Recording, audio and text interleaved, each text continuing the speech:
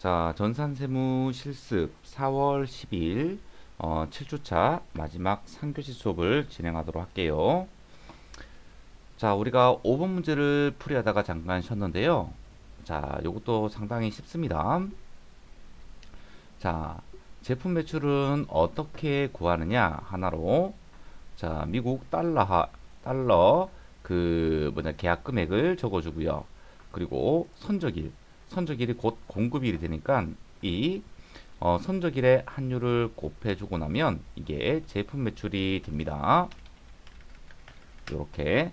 자, 그리고 이 외상 매출금도 당연히 동일하겠죠. 그리고 나서 이 외상 매출금이 12월 31일 날에 들어올 때 그때 자, 이렇게 외상 매출금이 제거가 되겠죠. 2,200만 원. 그리고 보통 예금 뭐 들어오겠죠.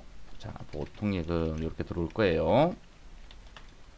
자, 이때 그 보통 예금으로 들어오는 돈은 2만 달러, 2만 달러. 자, 곱하기. 자, 그때의 환율인데요. 자, 12월 31일 환율이 다행스럽게 여기에 있네요. 자, 요걸로 한번 적용 한번 해보도록 할게요. 자, 이게 1,200원이다. 1달러에 1,200원이다. 그럼 얼마죠? 2만 달러 1,200원 하면 2,400만 원이네요. 자, 보통 예금은 이렇게 2,400만 원. 그때 환율로 들어오는 겁니다. 환율로. 자, 그런데 차변과 대변이 맞지 않습니다. 네, 이때 쓰는 계정이 외환 차익입니다. 이게 200만 원 이렇게 되는 겁니다. 자, 환율 변동으로 인해서 우리가 이익을 받기 때문에 그런 거고, 만약에 환율이 더 낮아졌다 그럼 외환 차손 이렇게 되겠네요. 자, 지금 요까지만 보게 되면 이제 난이도가 이제 하에 해당이 되는 거고요. 자, 외환 찬이익, 외환 차손 뭐 이런 것들을 인식하는 거는 난이도가 중에 해당이 되는 겁니다. 왜냐하면 자, 이 외상 매출금을 한번 구하고 나중에 이 외환 차익을 두 번 이렇게 구하는 형식으로 되어 있기 때문에 난이도가 요거는 있어지는 거죠. 자, 요것을 한번 입력 한번 해보도록 할게요. 자, 12월 12일이네요. 12월 12일. 자, 유형은요. 우리가 수출했다. 그죠? 수출했는데 이게 직수출입니다. 직수출. 그래서 16번 수출 코드를 선택을 해주면 되는 거예요. 이렇게. 자, 품목은요. 그냥 아무것도 없고 그냥 제품이라고만 돼 있네요. 자, 수량, 단가 없고요. 자, 공가액은 얼마 잡아줘야 된다고요? 그렇죠. 선적일에 환율을 적용한 자, 부가세는 없고요. 자, 누구한테요? 미국의 선사가 있네요. 자, 영세율 구분은 어떻게 한다고요? 자, 코드. 자, 1번 직접 수출 있다. 그죠? 이게 직수출입니다. 선택을 해주고요. 자, 수출 신고 번호를 입력하려고 하는데 단 수출 신고 번호 입력은 생략함이라고 돼 있다. 그죠? 자, 수출 신고 번호가 있으면 그냥 적어주면 되는 겁니다. 뭐 X, 뭐 123, 뭐 저저저저저거 네, 이런 식으로 입력을 하면 되는 거예요. 없으면 말고. 자, 이 전자는 체크 안 해도 되겠다. 그죠? 왜냐면 우리가 세금 계산서 발급 의무가 없기 때문에 그렇습니다. 자, 분계 3번 또는 외상 이렇게 해도 됩니다. 자, 대변의 제품 매출 2200 그리고 나서 차변 외상 매출금 이렇게 2200 자, 미국 선사 그죠? 자, 요렇게 입력을 하게 되면 깔끔하게 끝나는 겁니다. 자, 이제 문제 3번으로 한번 가보도록 할게요. 자, 문제 3번은요. 우리 그 이제 부가가치세 문제네요. 소문제 1번이 부속 서류를 작성하는 거고 소문제 2번이 부가가치세 신고서를 작성하는 그런 문제에 해당이 되겠네요. 자, 요거 제가 조금 설명을 하고 할게요. 자, 우리가 메인 매출 전표 입력을 할 때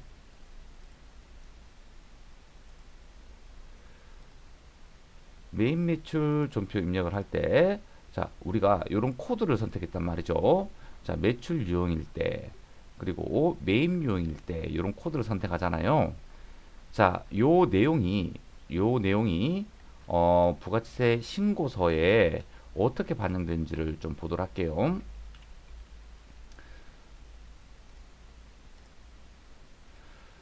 자, 우리가 여기 매출 쪽인데요. 자, 이게 보자. 자, 부가치세 신고서. 자, 지금 슬라이드에 보이는 화면이 여기를 보여주고 있는 거예요. 핑크색 요거. 지금 요거를 보여주고 있는 거예요. 자, 요게 11번 코드. 그러니까 이 분홍색은 어디? 네, 요거예요, 요거. 지금 여기 요 라인만 이야기를 하고 있는 거예요. 자, 1번 란에는 우리가 11번 가세. 그러니까 세금 계산서를 발급한 매출 유형은 여기에 해당이 되는 거예요. 자, 부가치세 가세가 되고 거기에서 세금 계산서를 발급을 했다. 그러면 11번 코드에다가 우리가 입력을 하잖아요. 그래서 우리가 11번 코드에서 입력한 거는 여기에 나오는 겁니다. 아셨죠? 자, 매입자 발행 세금 계산서는 그냥 의미 없으니까 생각 안 해도 되는 거예요. 네. 자, 그리고 신용카드 현금 영수증 발행부는 자, 17번 카가 그리고 22번 현가가 집계가 되는 겁니다. 아셨죠? 자, 부가가치세가 가세가 되는 우리가 제품을 매출을 하고 현금 영수증을 끊어주거나 또는 신용카드로 결제를 받게 되면 여기 3번 란에다가 숫자가 집계가 되는 거예요. 자, 여기 기타가 돼 있다, 그죠? 자, 기타는 우리가 무증빙으로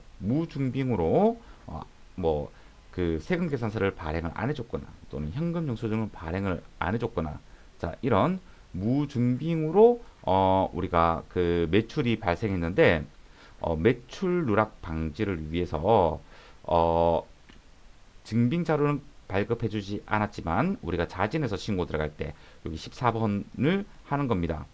자, 그런데 실질적으로 세금 계산서를 발행해주지 않으면 가산세가 달라붙기 때문에 여기에 통상적으로 들어오는 거는 우리 간주 공급들 있죠. 자, 간주 공급은 세금 계산서 발급 의무가 있나요, 없나요? 자, 세금 계산서 발급 의무가 딱 하나만 있고 나머지는 없습니다. 자, 우리 그 타사합장 반출 있죠. 자, 판매 목적으로 타사합장에 반출하는 거, 그거는 실질 공급으로 봐가지고 세금 계산서 발급 의무가 있는데 우리가 다른 개인적 공급, 뭐 사업상 증여 또는 폐업시 잔존 제약에 대한 우리 간주 공급에 대해서는 세금 계산서 발행 의무가 없단 말이죠. 그렇기 때문에 그런 간주 공급은 우리가 건별로 이렇게 입력을 해주는 겁니다. 아셨죠? 이런 간주 공급이 모이는 곳이 여기 동그라미 4번 란이라고 생각을 하면 되는 거예요. 자, 요까지가 부가치세가 정상적으로 가세가 되는 것들입니다. 자, 따라서 우리 계산서 발급하고 이런 것들 있죠. 이런 면세, 그리고 여기도 면세하면, 자, 요 면건, 자, 그리고 현면, 자, 이런 것들은 여기에 이 신고서상의 이쪽 금액에 그 들어오지가 않는다는 겁니다. 아셨죠? 자, 두 번째는 영세입니다. 영세는 딱 두 가지밖에 없어요. 세금 계산서를 발행했냐, 안 했냐, 라고 구분이 되는 겁니다. 자, 국내 거래에서 뭐 구매 확인서나 또는 내국 신용장에 의해서 영세율 매출이 발생했다고 하면 국내 거래에 해당하기 때문에 영세율 세금 계산서를 발급을 해줘야 됩니다. 그죠? 자, 그래서 12번 코드를 선택했다면 여기 5번 란에다가 집계가 되는 거고요. 자, 그리고 우리가 직수출을 했다. 그렇다면 어떤 증빙 자료를 발급해 줄 의무가 없잖아요. 자, 그런 직수출들은 여기 16번 코드로 우리가 입력을 한다. 그죠? 자, 요거는 6번 란에 입력이 되는 겁니다. 자, 예정신고 누락부는요. 우리가 확정신고 기간이에요. 그런데 예정신고할 때 일부 누락분 있죠. 그 누락분을 여기에다가 입력을 하는 겁니다. 자, 그리고 마지막으로 우리가 예전에 매출한 내용들 중에서 대손 사유가 발생해가지고 우리가 대손세액공제를 적용해야 되는 것들은요. 여기 8번란에 입력을 직접 하면 되는 거예요. 자, 그런데 요거 이렇게 음영이 들어가 있죠. 그래서 여기 입력하는 게 아니라 여기 보면 칸이 하나 더 있습니다. 자, 요거를 말하는 거예요. 요거. 자, 여기에다가 뭐 이런 식으로 마이너스를 하게 되면 대손세액 공제가 적용된다 라는 그런 말들이 되는 겁니다. 아셨죠? 자, 1억 1,700이네요.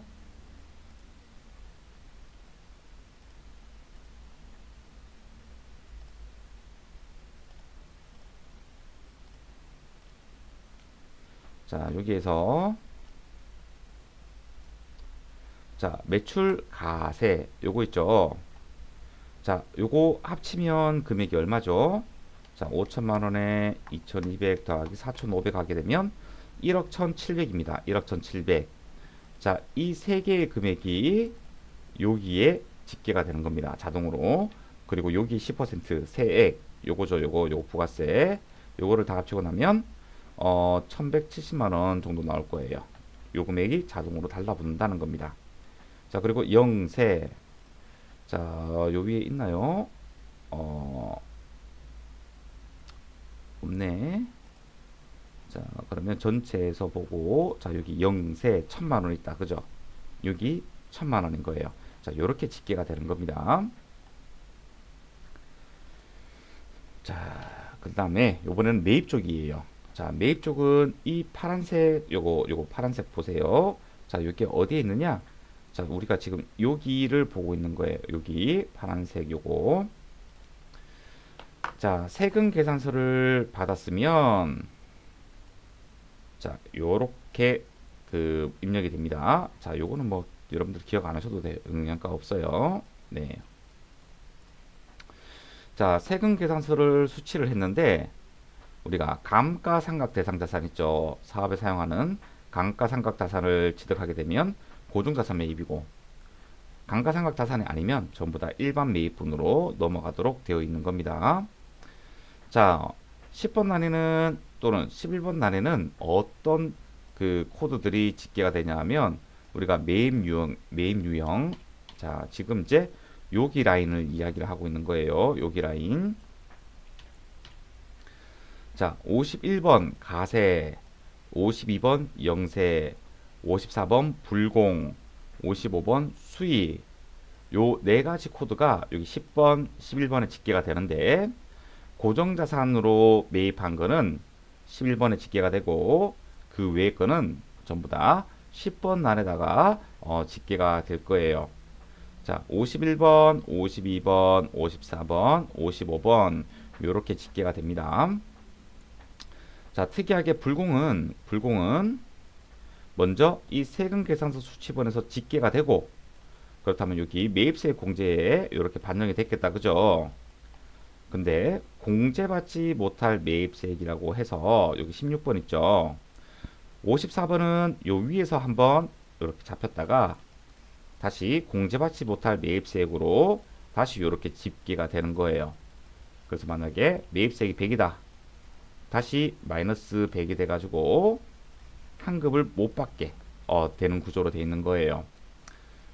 자, 예정신고 누락부는 우리가 지금 확정신고 기간인데 예정신고 때 일부 뭐 매입 금액을 누락했을 때 여기에 입력하는 그런 거고요.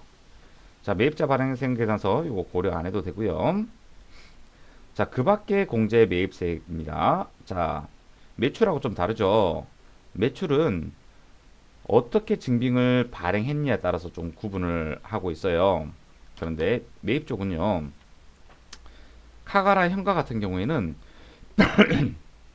14번에다가 전부 다 그 밖에 그 밖에 공제 매입세액이라고 해서 모두 다 이쪽으로 이렇게 집계가 되는 그러한 걸로 되어 있습니다. 자, 따라서 자, 면세 이런 것들 안 나타나고요. 자, 그리고 뭐 56번은 자체는 없고요. 네, 이런 카면 그리고 면건 현면 이런 거는 신고서상에 나타날 수가 없는 겁니다. 아셨죠? 자, 그래서 신고서상에 우리가 메인 매출 전표에서 입력했던 것들이 자, 어떻게 집계가 되는 논리를 여러분들이 잘 알아야지 오류를 잘 잡아낼 수가 있다는 겁니다. 아셨죠? 자, 이런 부가가치세 신고서 문제가 있는데요.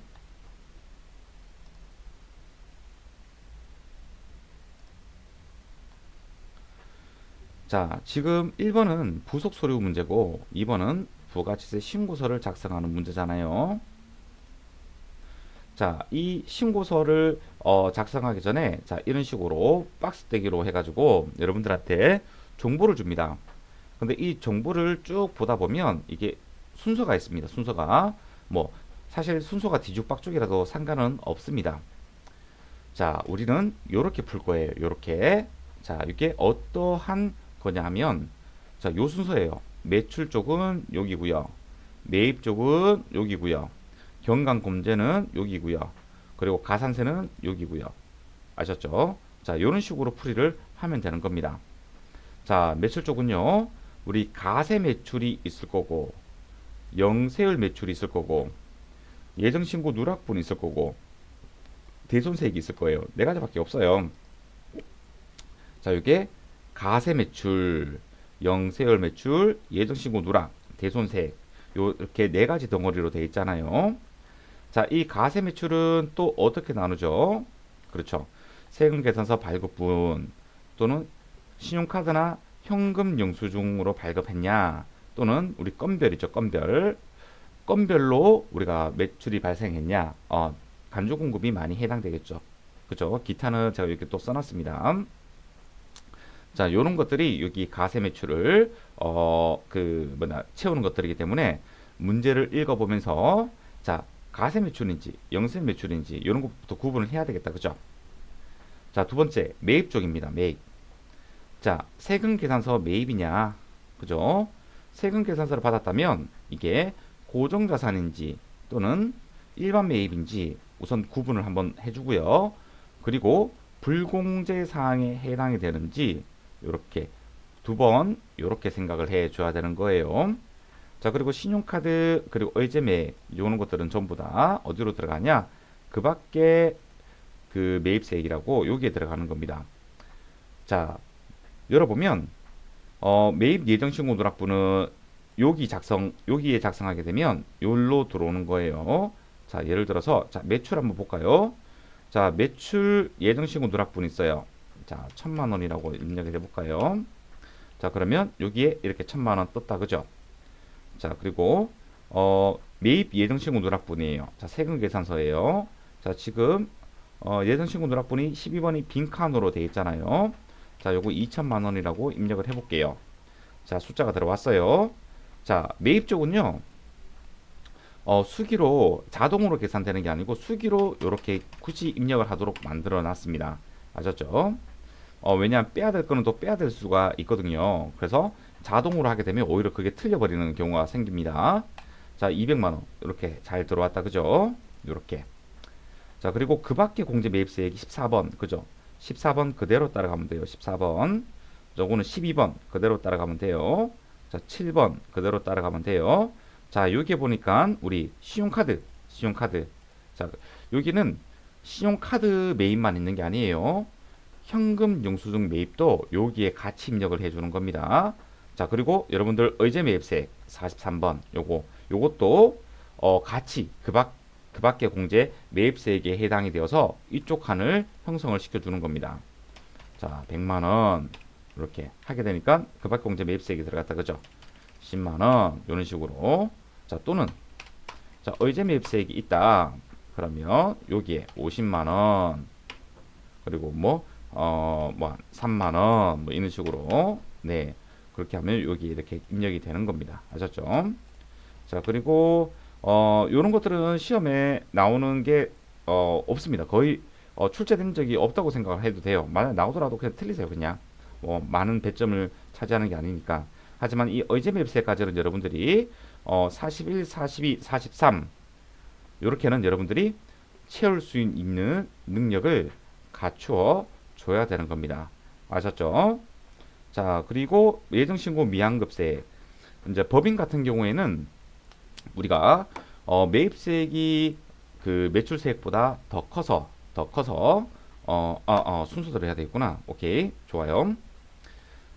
자, 이 예정신고누락부는 요 가산세 검토를 좀 해주셔야 됩니다. 자, 매입 쪽은 지연수치 가산세가 있거든요. 네. 그리고 여기 예정신고 누락분 요거 같은 경우에는 이제 납부지연 가산세 그리고 그 뭐냐 가소신고 가산세 뭐 이런 것들이 달라붙습니다. 자, 그 다음에 이제 경감공제예요. 경감공제. 자, 요 부분이에요. 자, 요거는 우리 홈택스 전자신고, 이제 신용카드 매출전표 등 발행공제 뭐 이런 것들이 있어요. 자, 요렇게. 자, 10, 자, 18번 쭉 보세요. 18번 쭉. 자, 만약에 법인이 홈택스로 직접 신고했다.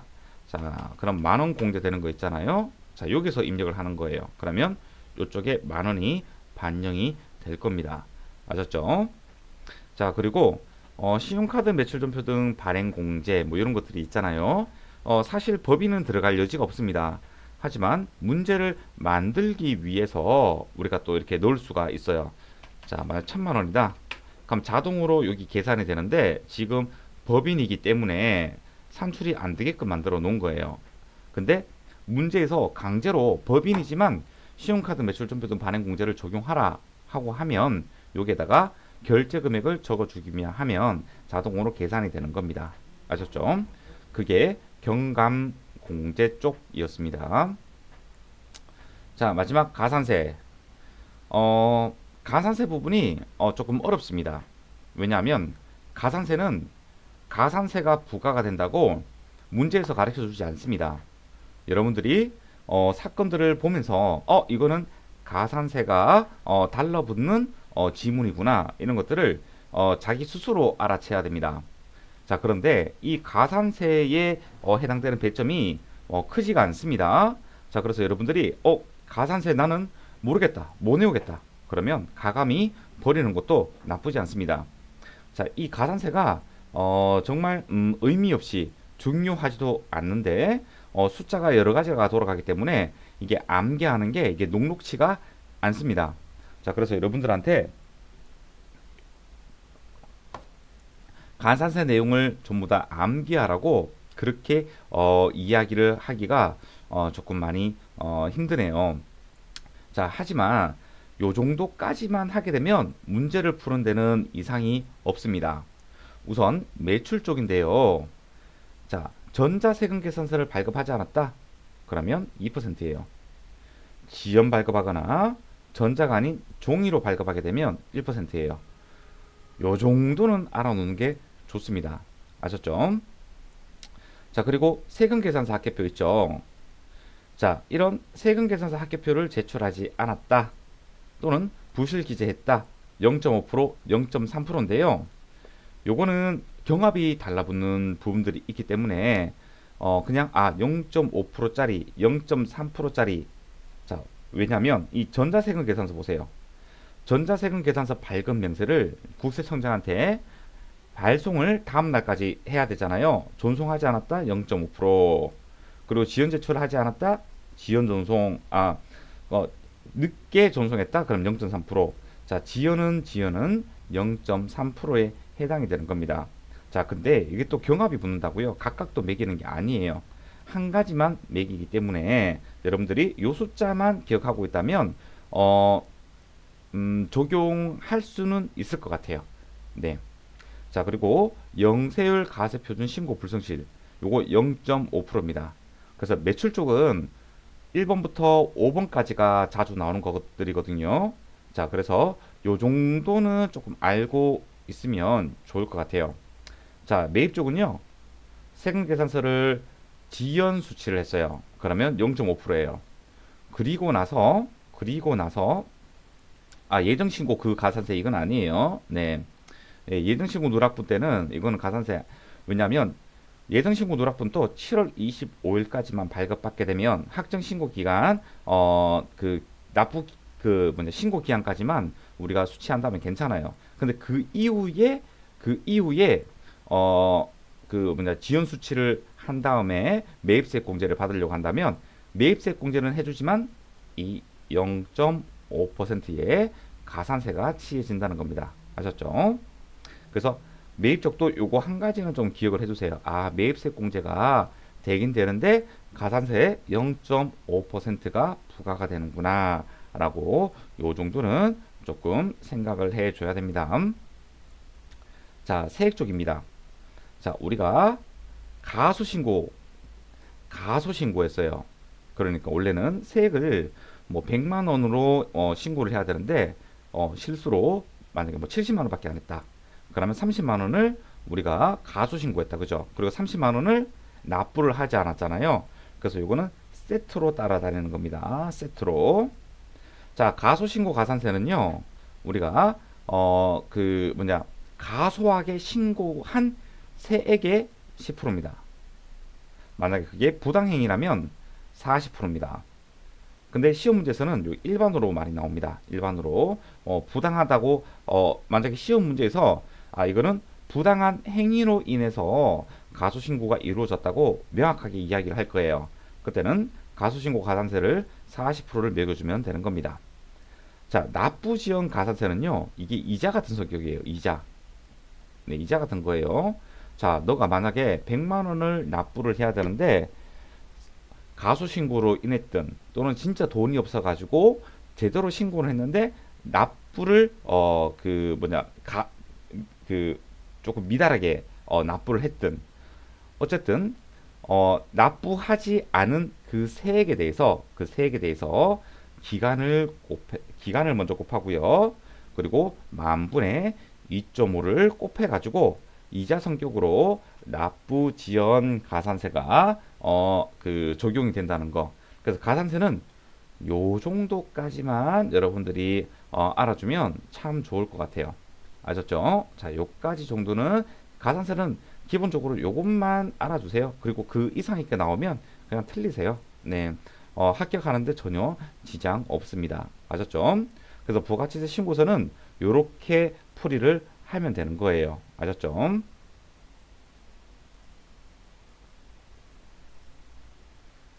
자, 그리고 요번에는 이제 부속서류입니다. 부속서류.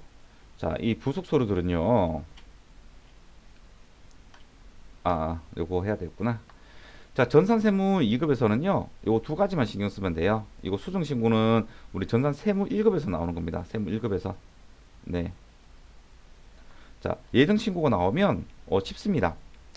자, 예정신고 시 배제되는 것들이 있거든요. 대손세액공제, 그리고 공통매입세액의 재계산, 그리고 뭐 공통매입세액의 정산, 뭐 이런 것들은 나오지 않습니다. 그래서 예정신고분이 나오게 되면 엄청 난이도가 낮은 거죠. 그래서 통상적으로 요거 정기분 거 있죠. 학정신고분께 나오는 겁니다. 그래서 예정신고분 여기 누락했던 것들 반영해주고, 그리고 가산세. 자, 예정신고 때도 가산세 매겨도 되고 안 매겨도 돼요. 예, 점수에는 이상이 없을 거예요. 왜냐하면 원래 가산세도 학정신고 때 하는 게 맞으니까요. 그런데 뭐 하고 싶으면 예정신고 시에도 적용하셔도 됩니다. 자, 그리고 수정신고 하는 거는 너무 생각 안 하셔도 되고 예정신고나 학정신고 요 두 가지 정도로 여러분들이 조금 공부를 해주면 될 것 같아요. 자, 예를 들어서 1월 1일부터 3월 30일까지 이게 예정신고잖아요. 예정신고. 그죠? 이 예정신고분은 쉬워요. 자, 하지만 4월달부터 6월달까지 돌리는 이런 학정신고분은 이 예정신고분도 고려를 해야 되고, 예정신고분 그리고 가산세도 고려를 해야 되기 때문에 조금 더 난이도가 있습니다. 예정신고분보다는. 자, 이제는 부속 서류를 어떻게 작성하는지 한번 보도록 할게요. 자, 부가치 탭에 들어가시게 되면, 자, 지금 슬라이드에 보이죠? 자, 요렇게가 부속 서류라고 합니다. 요렇게가. 아셨죠? 자, 이쪽으로는 나오기 힘들어요. 이쪽은 나오기 힘들어요. 자, 그래서 요거 부속 명세서 5원까지만 공부를 좀 한다라고 생각을 하면 돼요. 자, 하지만 굉장히 소식들이 많기 때문에 자, 여러분들이 이거 다 해야 되느냐? 다 하세요. 왜냐하면 이게 서식 작성하는 게 그렇게 어렵지가 않습니다. 자, 예를 들어서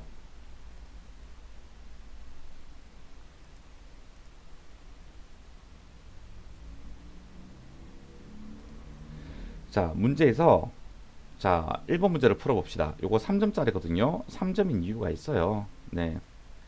자, 다음 자료를 이용하여 2020년 1기 예정 신고 기간에 대한 건물 등 감가상각 취득 명세서를 작성하래요. 자, 이게 어디 있나요?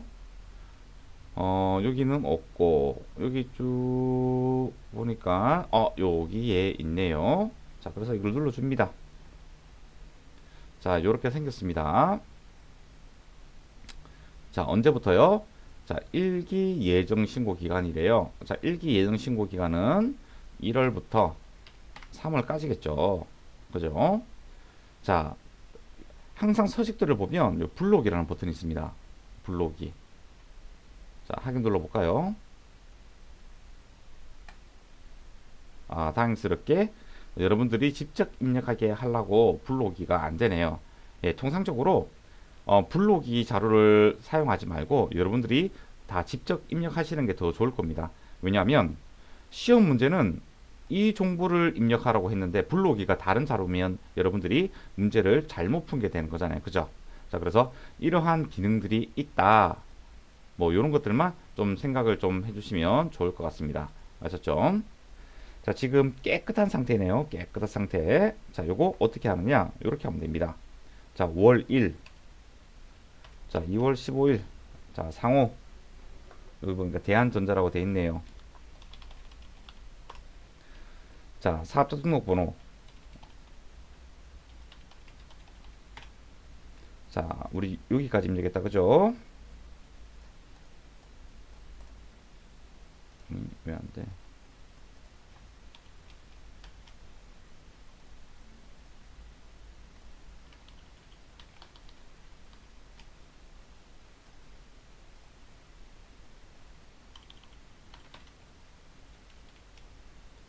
자, 우리가 지금 사업자 등록까지 했습니다. 자, 그리고 요거는 비품을 구입했대요. 비품. 자, 건물 아니다. 기계 아니다. 차량 운반구 아니다. 그럼 비품이겠죠. 자, 공고가액 200만 원입니다. 세액 20만 원입니다. 자, 건수 이거밖에 없습니다. 자, 이거예요, 이거. 이게 뭐가 어렵다고, 그죠? 자, 다 입력을 한번 해봅시다. 자, 상호, 주식회사, 상신기계. 여기 틀렸네요. 주식회사. 항상 그 시험 문제에서 제시된 정보를 정확하게 입력을 해야 됩니다. 자, 이번에는 공장에서 사용할 기계를 구입했네요. 여기 기계 공가액은 3천만원. 그리고 이것도 한 건이다. 그죠? 네, 9마리 없으면 한 건이죠 뭐. 그리고 3월 30일 주식회사 대한모터스 487 12242. 그리고는 자, 차량을 구입했네요. 차량 운반구 가액은 1,500만원. 그리고 한 건. 아셨죠? 자, 보통 서식 작성 같은 경우에는 자, 문제에서 제시된 정보를 충분히 반영하겠다라는 생각을 가지고 입력을 하면 되는 겁니다. 아셨죠? 자, 물론 자, 지금처럼 그냥 제시된 정보를 입력하는 것도 있지만 우리가 고려를 해야 하는 것도 있습니다. 뭐 환율을 적용하거나 그럴 때는 우리가 고려를 좀 해야 될 게 있어요. 하지만 통상적으로 모든 서식들이 지금처럼 문제에서 제시된 정보를 충분하게 입력만 한다면 모두 다 맞출 수 있는 그런 걸로 되어 있습니다. 아셨죠? 그러니까 부가시세 부속소류 작성 문제가 나오면 이거는 무조건 내가 다 맞추겠다 3점을 모두 다 확보를 하겠다. 이런 생각을 가지고 하면 됩니다. 이게 끝났어요. 이렇게만 입력하면 끝나는 겁니다. 그리고 저장 누르면 끝. 뭔 말인지 아셨죠? 자, 오케이. 자, 다음 문제부터는 우리 9주차죠. 자, 8주차는 쉬어 먹고, 자, 그리고 제가 밴드 공상에다가 올려놓을 테니까 여러분들 리포트 제출 절대로 누락하지 말고 제출할 수 있도록 그렇게 좀 해주길 바랄게요. 자, 오늘도 수고 많았습니다.